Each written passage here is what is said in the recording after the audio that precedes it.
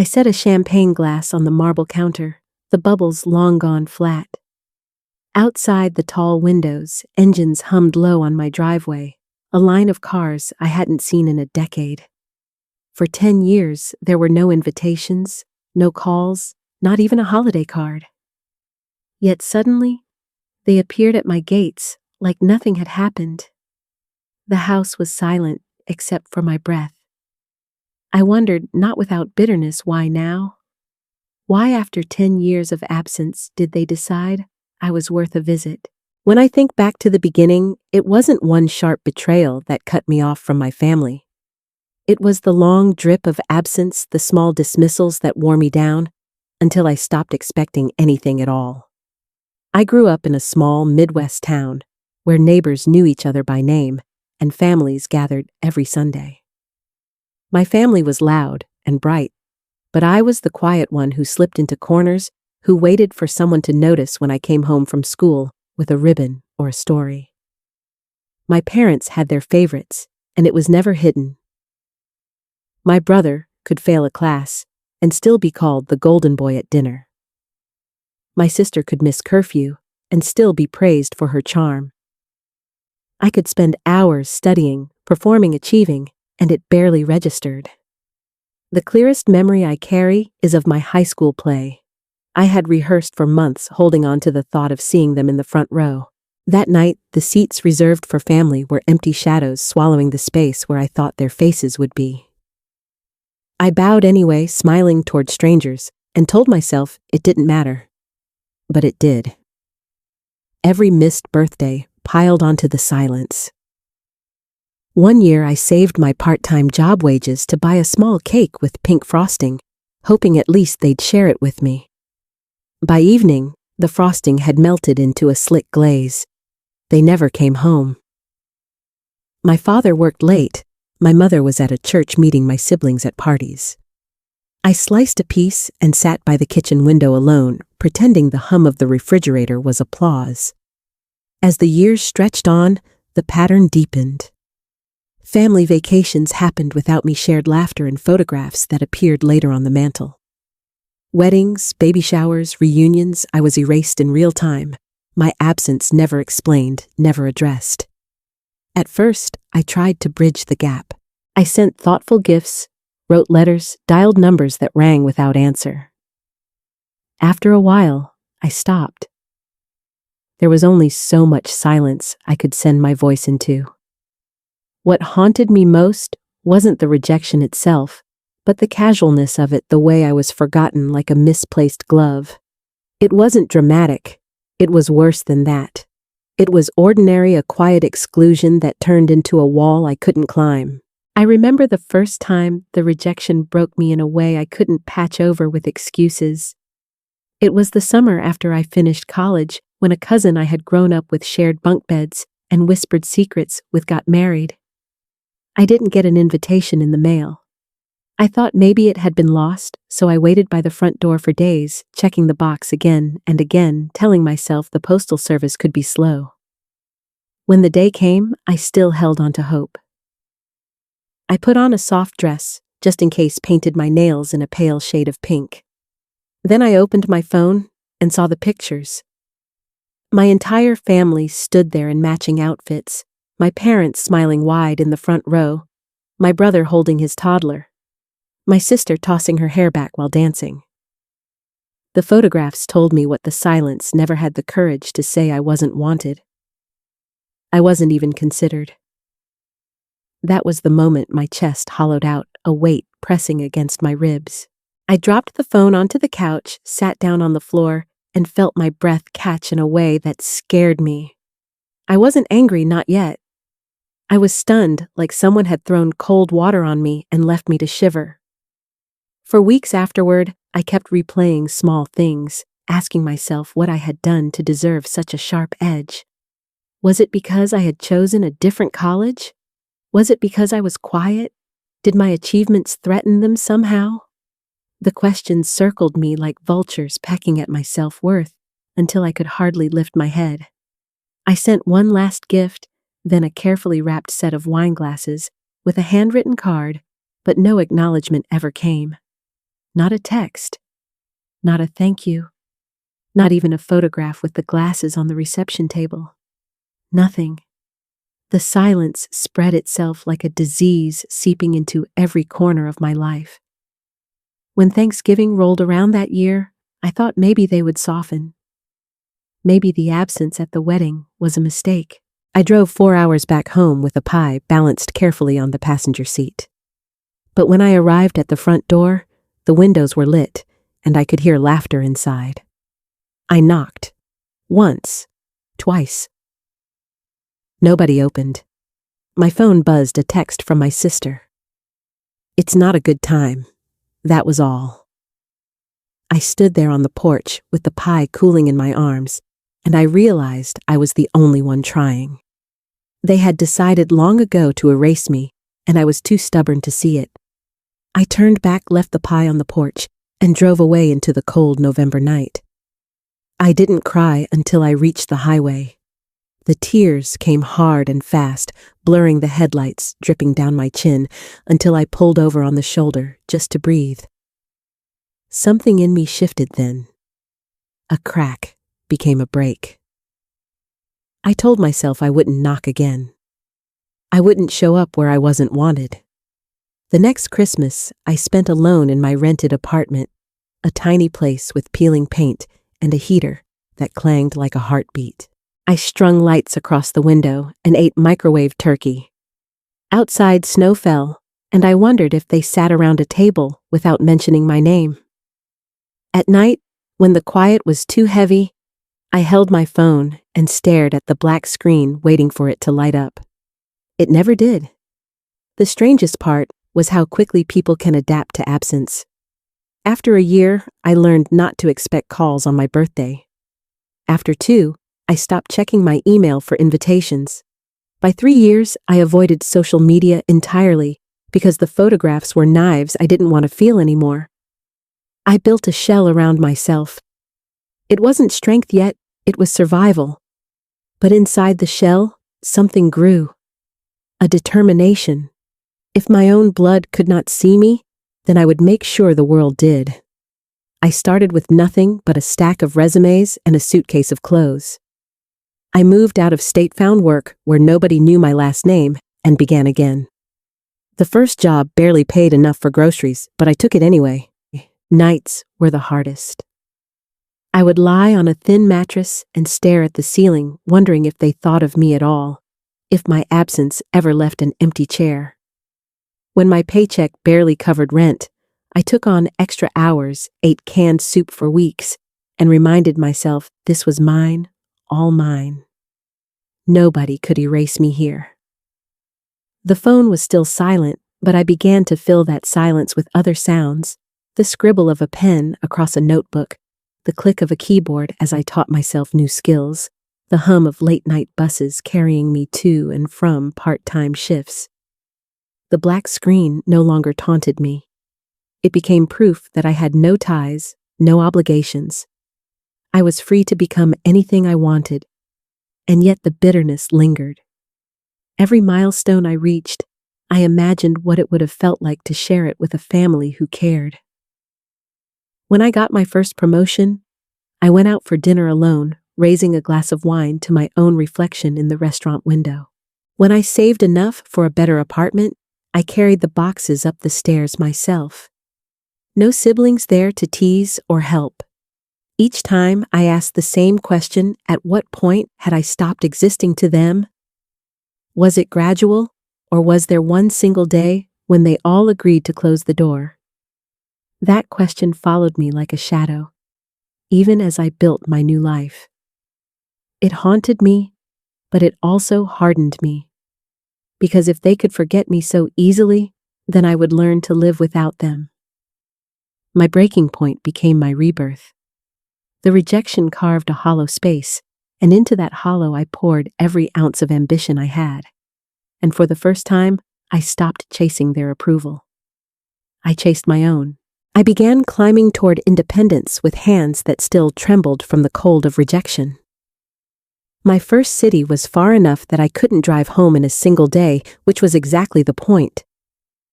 I rented a room in a crumbling duplex, where the pipes rattled at night and the landlord ignored every call. I worked at a diner tying my hair back and carrying trays that left red marks across my palms. The money was small, but the tips kept me breathing. Each night after my shift, I opened a secondhand laptop and took online classes. My eyes burning from exhaustion, but my spirit unwilling to quit. Sleep became optional, but hope was not. The nights were the hardest when rent was due.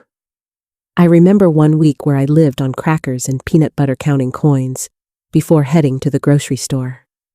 The silence from my family used to echo through me, but here it was, replaced by the clatter of dishes, the hiss of frying pans, and the scratch of pencils against paper.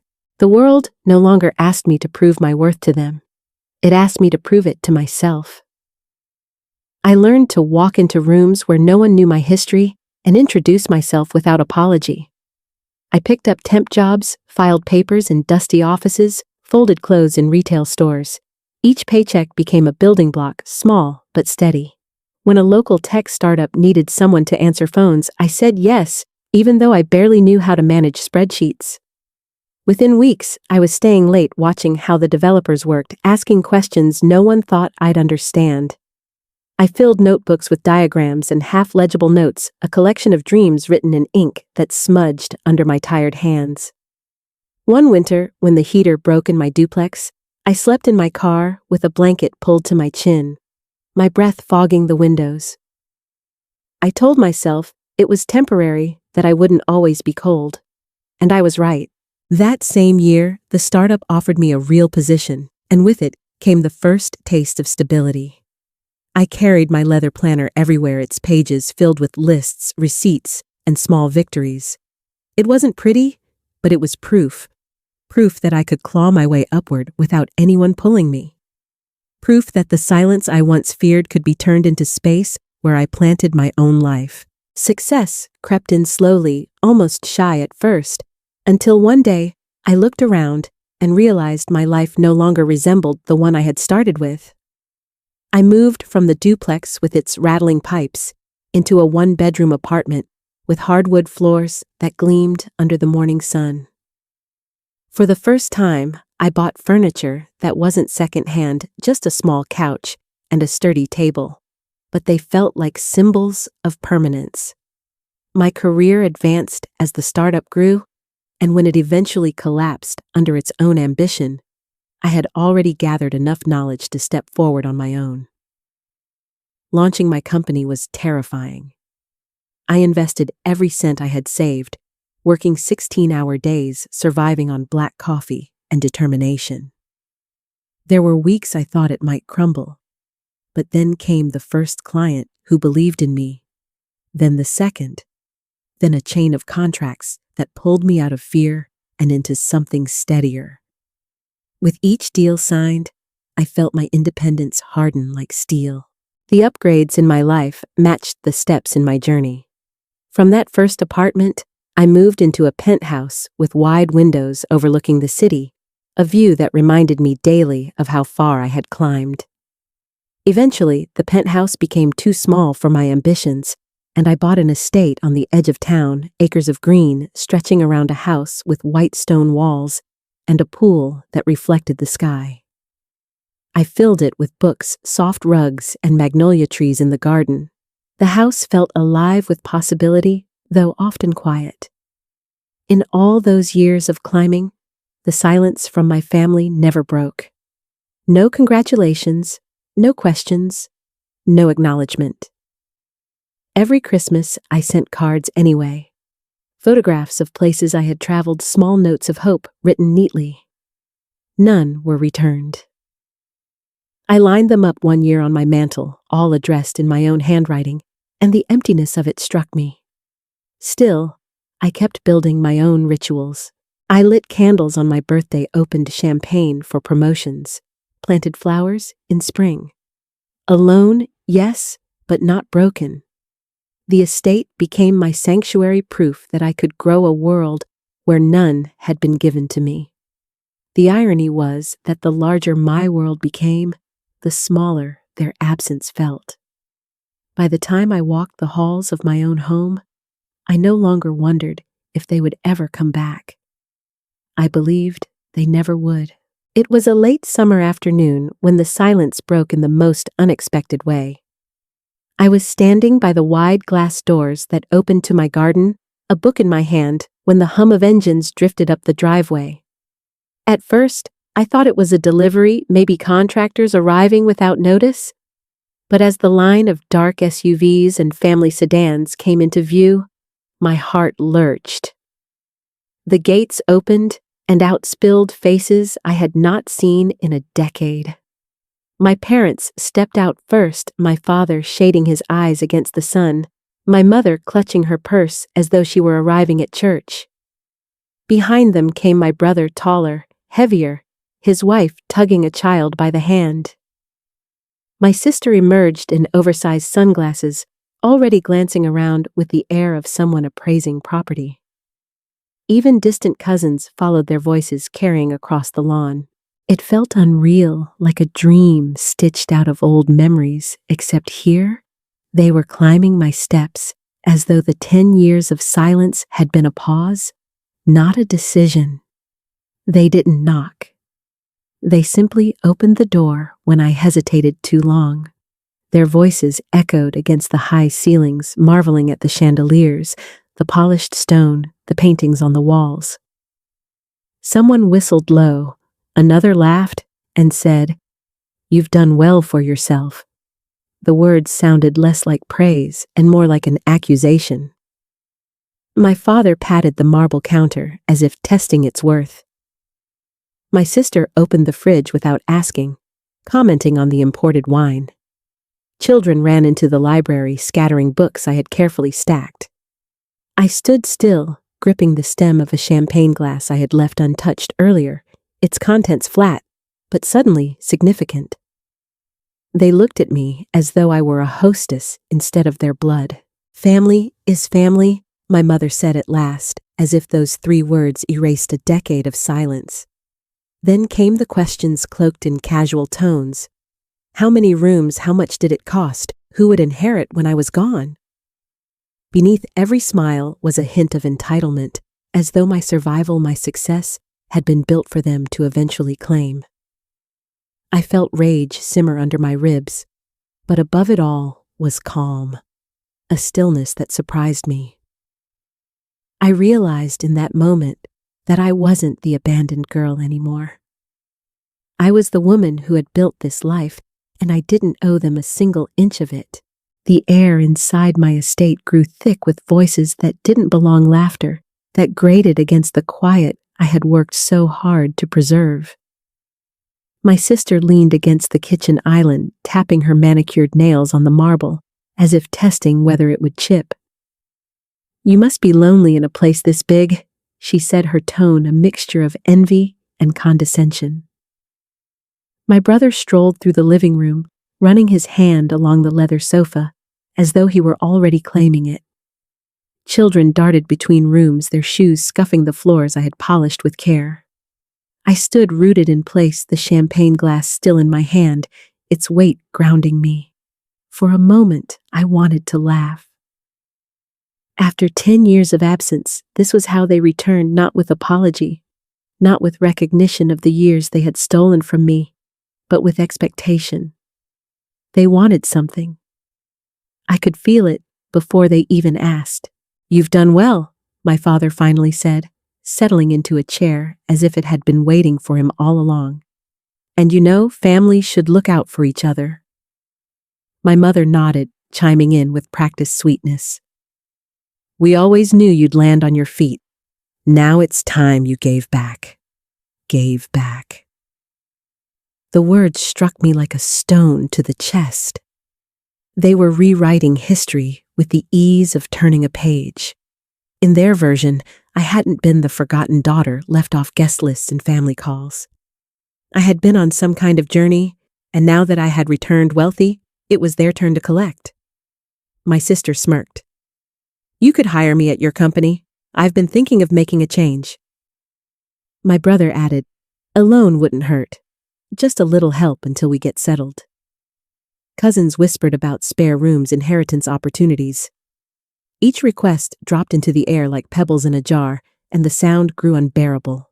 I raised the glass to my lips, though the champagne had gone flat, and set it down with deliberate calm. "Where were you?" I asked when I graduated. When I sent cards that came back unanswered. When I knocked on the door at Thanksgiving and was told it wasn't a good time. Silence fell, the kind of silence that revealed guilt no one wanted to claim. My sister broke it with a laugh, too loud, too brittle. "You're being dramatic. Families fight, families drift. That doesn't mean anything." My voice stayed steady, but my hands curled into fists at my sides. 10 years. That wasn't a drift. That was a choice. You chose to erase me, and now you appear because you see what I built. My brother stepped closer, his jaw tight. "Don't act like you did this alone. You came from us. Without us, there wouldn't be you." I almost gasped at the arrogance, but instead, I let the fury sharpen into clarity. "Without you," I said slowly, "there is me. That's the truth you don't want to admit." My mother tried to smooth it over, her voice dripping with false warmth. "We can start fresh. Isn't that what matters? We're together now." Together. The word stung. Together meant sitting at a birthday table where no one sang, standing at a porch where no one opened the door. Together meant I was invisible until money made me visible again. The rage I had swallowed for years surged, but instead of exploding, it crystallized into something cold. I walked to the front door, pressed the button on the panel, and the gates outside began to close with a slow, mechanical hum. Through the window, I saw the metal bars slide shut, locking the world out or in. My family glanced at each other, suddenly uncertain. "What are you doing?" my sister demanded. I turned, my voice calm enough to unnerve them. "I'm reminding you that this is my home. You walked in uninvited and you speak as though it's yours. But it isn't. It never will be." My father's face flushed. "You're being ungrateful. We gave you life." I shook my head. "You gave me silence. You gave me 10 years of absence. And in that silence, I built myself. You don't get to take credit now." They tried again, softer this time, bargaining with memories. "Remember Christmas morning with the tree?" my mother said. "Remember the lake trips, the picnics?" I remembered all right, the years before the erasure, before the casual cruelty. But those memories didn't excuse the decade of void. I saw clearly now, nostalgia was just another tool to bind me. "I remember," I said. "And I also remember the birthdays you missed, the doors. You shut the calls you never made. I remember pie left on a porch. I remember crying on a highway shoulder. Those weigh more than a tree or a picnic." My sister snapped, then her voice sharp as glass. "You think you're better than us because you have money, but you're still alone." The words should have pierced me, but instead, they revealed their desperation. I smiled faintly, not out of joy, but out of knowing. Alone is better than erased. Alone is where I found myself. The room fell quiet again, the weight of my defiance settling heavy. I walked to the door and held it open. "You should go." No one moved at first. My brother muttered, "You'll regret this." My mother's eyes shone with unshed tears, but she didn't argue. Slowly, grudgingly, they gathered themselves, children called back from the library. Purses snapped shut, shoes dragging against the floor. They filed out one by one, their faces twisted with a mixture of anger and disbelief. When the last car rolled down the driveway, the gates closed again with a final thud. I stood in the foyer, the house quiet once more. I picked up the champagne glass, swirled what little remained, and drank it. The taste was flat, but the act was sweet. For the first time in years, I felt something lighter than anger. Liberation. They had not returned for me. They had returned for what I had. And in sending them away, I chose myself. The silence they had given me once destroyed me. Now it was mine again, and it was peace. When the last car disappeared beyond the gates, the stillness inside my home pressed in like a blanket. I stood there for a long time, listening to the faint hum of the security system, the quiet tick of the grandfather clock in the hallway. My family's footsteps had left an echo, but even that was fading. The house once invaded by their entitlement was mine again. I sank into a chair near the window, the glass of champagne warm in my hand. For years, I had dreaded this kind of confrontation, imagined it in 100 different ways, always with me faltering, always with them, louder, stronger. Yet when it came, I realized something astonishing. I didn't need to scream. I didn't need to prove anything. My life stood as proof enough. 10 years of silence had carved me into a woman who no longer begged to be seen. The relief that swept through me was sharp and cleansing. I thought back to the girl I used to be, standing outside doors that never opened, waiting for invitations that never came. She had believed she was unworthy because her own family refused to claim her. But I wasn't that girl anymore. I had built a world out of absence, and tonight I had defended it. Their accusations, selfish, dramatic, ungrateful, no longer had teeth. I knew who I was now. I thought of the leather planner I had carried through those hungry years, its pages filled with crooked notes, grocery lists, and dreams. I thought of the nights spent in my car, whispering promises to myself that one day I wouldn't be cold. All of those moments had led here to a chair in a home I had earned without anyone's help. For the first time, I didn't see their absence as a wound. I saw it as space, and in that space, I had finally heard my own voice. Healing. I realized wasn't loud or dramatic. It was the slow rebuilding of trust in yourself. It was planting magnolia trees in a garden and watching them bloom without anyone else's permission. It was raising a glass not to those who ignored you, but to the self who never stopped fighting. I walked through the house that night, touching the books on the shelves, the curtains I had chosen, the photographs of places I had traveled alone. Each object reminded me I had lived a life, not a half-life, even without them. The loneliness that once weighed me down had transformed into solitude, a softer, calmer thing. I wasn't isolated. I was free. I thought of women like me, women who had been told in subtle and brutal ways that their worth was conditional, that love could be withheld like a punishment. I wanted them to know what I had finally learned: you can survive it. You can build a life so strong it cannot be dismantled by absence.